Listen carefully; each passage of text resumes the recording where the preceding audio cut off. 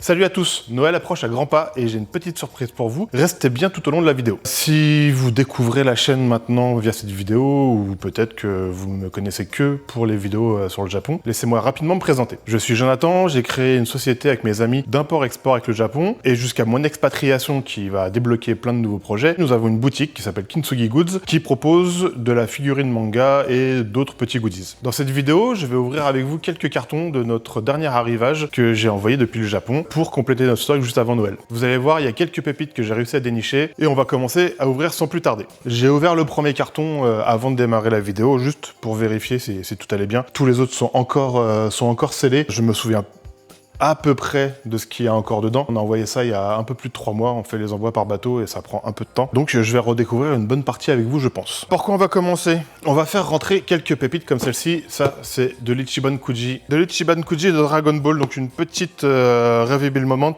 Ça fait partie des petites pépites que je déniche au Japon. Aujourd'hui, on a à peu près 450 références et ça va continuer de grossir. Et je vais retirer ce bonnet parce que je sens que je vais avoir chaud, sinon pendant toute la vidéo. Toujours dans les Reveal Moment, notre ami Vegeta contre Cell en forme de... C'est dur de résister quand on voit ce genre de figurine. Une petite Masterlize de Vegeta en Super Saiyajin Blue. Bon, il va y avoir beaucoup de Dragon Ball hein, parce que c'est une licence qui est très populaire et je suis tombé sur des lots plutôt sympathiques d'une Ichiban Kuji qui était pas très vieille, mais là le lot A et le lot D sont plutôt sympathiques. J'ai fait rentrer une petite sélection de Daima, donc avec Glorio, Piccolo et la petite Pansy. On avait déjà une belle collection de Daima, mais c'était des personnages que nous n'avions pas en stock encore, donc ça étoffe un peu notre catalogue et c'est plutôt pas mal. Là nous avons une petite matchmakers de Gotenks contre Boo. Pour ceux qui ne connaissent pas, les matchmakers, c'est des figurines qui peuvent aller par deux, et là on le voit rapidement. Vous pouvez les mettre ensemble. Si je les mets dans l'autre sens, ce sera mieux. Elles matchent ensemble, ça vous permet de faire des petites scènes d'action dans vos décors. C'est vraiment pas mal. Petit plaisir, une petite Sangoku en mode Ultra Instinct. Alors celle-ci, quand je l'ai vue, j'ai sauté dessus. Hein. La Gohan pendant l'arc-bout.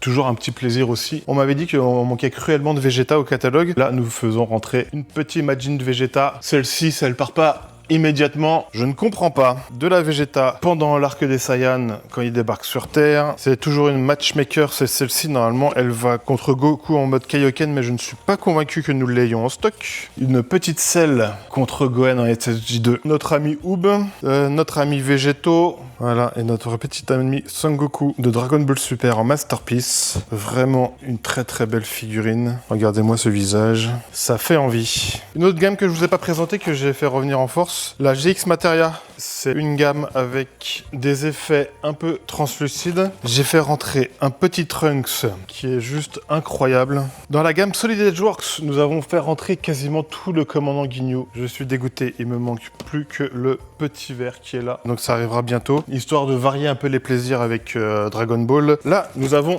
une magnifique Luffy. Donc là, nous avons une magnifique Luffy qui fait partie d'un lot d'Ichiban Kuji sur lesquels on a quelques lots. Là, on a le lot B et on a encore en stock, je crois, on a l'eau carotte, elle a été vendue. J'ai Yamato et Shanks, il me semble. Ah, ça, c'est un petit truc que j'ai bien apprécié. Le Vogue Mary. Vous allez me dire, mais les couleurs sont un peu bizarres. Pourquoi il est tout beige comme ça? Eh bien, tout simplement parce que c'est une petite lampe de chevet qui fonctionne avec des piles qui ne sont pas fournies bien sûr. J'ai trouvé ça assez rigolo, donc je me suis dit que ça pourrait plaire à certains. Toujours dans One Piece, c'est une Last One, du coup de l'Ichiban Kuji. Pour ceux qui ne savent pas ce qu'est une Ichiban Kuji, c'est une loterie. Vous allez dans tous les magasins participants, vous achetez des tickets et vous avez la chance entre le lot A, le lot B, le lot C, ainsi de suite. Les lots sont de plus à moins intéressants, plus la lettre est éloignée. Et une fois que la loterie est totalement terminée, vous avez le lot Last One qui est donné avec le dernier ticket et donc qui n'a qu'une seule par loterie. C'est un des lots les plus recherchés et on va dire que quand même celle-ci c'est quand même une figurine qui est plutôt intéressante de revivre ce petit moment avec Nami, sa sœur et sa mère adoptive. On a encore 2 petits lots d'Ichiban Kuji de One Piece qui permet d'avoir une collection complète. Aujourd'hui, les seuls personnages qui va nous manquer au catalogue, ça va être Johnny et Jinbei normalement.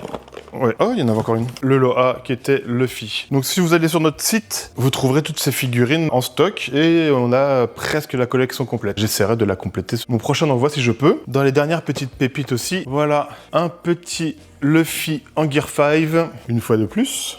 C'est une petite lampe, ça peut être sympa sur un bureau en décor ou en lampe de chevet tout simplement. Des petites Senkusekkei de Luffy et Shanks, tirées normalement du film Red. J'ai fait rentrer également aussi un gros lot de WCF, donc les WCF, les World Collectable Figures, des petits moments de l'anime de One Piece en format SD. C'est tout mignon, le petit Luffy avec le Vogmeri qui crame, passage qui a dû tous nous faire chialer, hein, n'est-ce pas? Une petite Nami, un lossé mais qui est, je pense, pas évidente à trouver. C'est aussi pour ça que il est intéressant pour moi de chiner au Japon directement, c'est que je peux vous trouver des pièces que nous ne voyons pas partout. Et là, on a une toute petite figurine, mais donc un lossé du Nichiban Koji, je trouve vraiment sympathique. On a un large choix de Battle Records de One Piece, donc là on a fait rentrer du Garp, on a fait rentrer un peu tout le monde. J'ai fait rentrer du Ace, regardez-moi ça, voilà.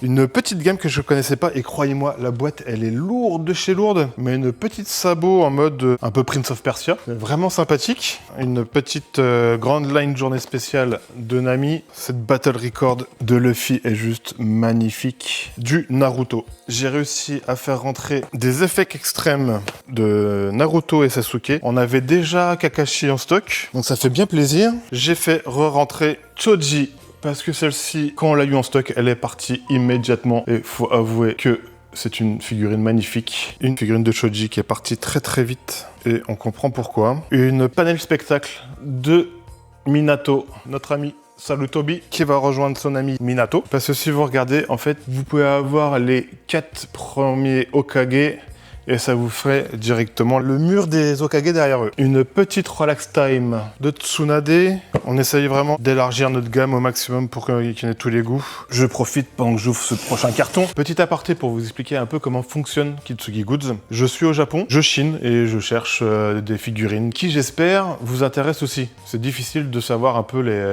les goûts des clients. Je sélectionne, j'empale et j'expédie en France. Aujourd'hui, c'est moi qui fais la réception en France tant que j'y suis. Et si vous allez voir notre vidéo du festival du Japan Matsuri à Montpellier, vous verrez Teddy qui s'occupera, une fois que je serai au Japon, de toute cette partie-là. Il s'en occupe déjà, hein, mais sur une partie plus commerciale et pas encore sur la partie logistique. Donc vous avez des figurines qui sont stockées en France, qui sont vendues par une société française, qui sont déjà détaxées.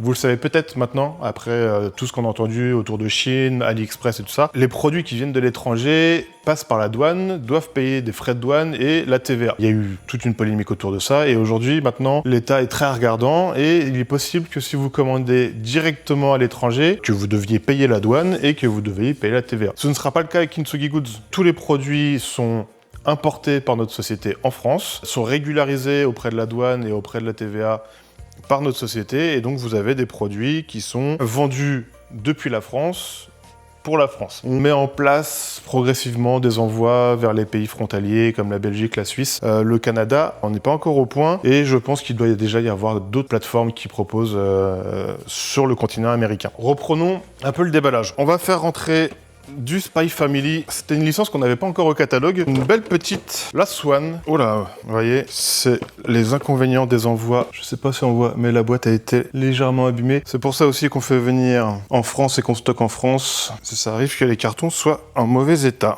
Nous avons encore du Spy Family, donc de la petite Anya toute mignonne. Ça nous manquait vraiment, on a eu de la demande et j'en avais pas. J'ai trouvé celle-ci aussi. Alors moi, pour ceux qui me découvrent, je suis un grand fan d'Evangelion. C'est sans doute une des licences qui m'a le plus marqué de mon enfance. Et là, donc là, nous avons un lot, le lot A, si je me trompe pas, non, le lot Last Swan. Mais le lot A est exactement le même. J'ai fait re-rentrer l'ange numéro 13 d'Evangelion. Elle est partie aussi à une vitesse. Un de nos clients m'avait mis au défi de l'avoir, on l'avait déjà en stock, et je l'ai fait re-rentrer pour ceux qui aimeraient l'avoir. Ah, j'ai fait rentrer aussi une petite Kaiju Number 8 dans le même principe que le Vogmeri. Il s'agit pas d'une lampe, mais du coup il y a quand même une partie qui s'éclaire. Et j'ai trouvé ça plutôt pas mal. Mais regardez-moi celle-ci, comment elle est magnifique. Une figurine qui est éditée par Gigo. Gigo qui est une chaîne de machines à pince. Ces figurines-ci, c'est de la prize. C'est-à-dire que c'est pas des figurines que vous pouvez acheter directement au Japon. Ce sont des figurines qui sont à gagner dans des machines à pince ou dans d'autres jeux de Game Center. Il y a deux grands fabricants de figurines. Il va y avoir Bandai et Sega. Et il existe d'autres petits comme Jaya ou alors Gigo. Gigo, c'est la première fois que j'en vois, mais Gigo est une grande chaîne de Game Center. Et là, je vais vous montrer donc avec une gamme faite par Sega qui est Dan Dan Dan. Donc là, nous faisons rentrer officiellement dans notre stock tout un lot de figurines Dan Dan Dan, que ce soit Aira, Momo Ayase sous différentes formes, et bien sûr notre ami Okarun. Tous nos prix sont indexés par le marché japonais, donc vous voyez celle-ci, un peu plus rare, elle a été emballée et suremballée, donc elle coûte un peu plus cher que les autres. Mais je vous laisserai vérifier tous les prix sur notre site. Ce serait compliqué de vous donner tous les prix indépendamment. Au carton suivant. Ah, alors voilà, celui-ci, typiquement, c'est les risques de faire venir de la figurine en France. C'est que parfois les livreurs ne sont pas très précautionneux et on a un peu de pertes. Sur un des précédents envois, par exemple, j'ai eu ces deux figurines-là, une WCF, deux Luffy, qui a été la boîte, vous voyez, la boîte a été massacrée. La figurine dedans, elle est en bon état, hein, il n'y a pas de souci. Et là, du coup, pareil, Séraphine qui a été un peu broyé dans le transport. Ça fait partie des désagréments et des risques qu'on prend. Nous avons fait rentrer du Pokémon des Ichiban Kuji. C'est pas très courant. Nous avons un petit diorama avec Mewtwo. Donc c'était le lot E. Si un jour je trouve, on pourrait compléter la collection avec les autres personnages, mais c'est vraiment pas facile à trouver. Mais ça nous fait rentrer quelques figurines de Pokémon. Et tout comme celle-ci. Donc là, c'était le Loka. Une petite Evoli, une petite Pikachu en effet cristal un petit peu. Un petit diorama de Ectoplasma et Pikachu. Et alors là, je suis pas mécontent d'avoir fait rentrer ça. De la Vibration Star, mais de Hunter x Hunter. Hunter x Hunter, c'est vraiment une licence qui est pas facile à trouver. J'ai réussi à trouver quelques lots avec Miriam, Gon. On avait un tout petit peu de Hunter x Hunter, la Pop-Up Parade et l'Ichiban Kuji. Mais là, ça permet d'avoir des figurines à des prix pas très élevés. En Hunter x Hunter, ça fait plaisir. J'ai réussi aussi à nous faire rentrer de l'Ichiban Kuji avec une petite figurine de Jin. Et pour finir, une Kuroro, pareil, en Ichiban Kuji, c'était le lot B. Une autre licence qui nous a été réclamée, Frieren.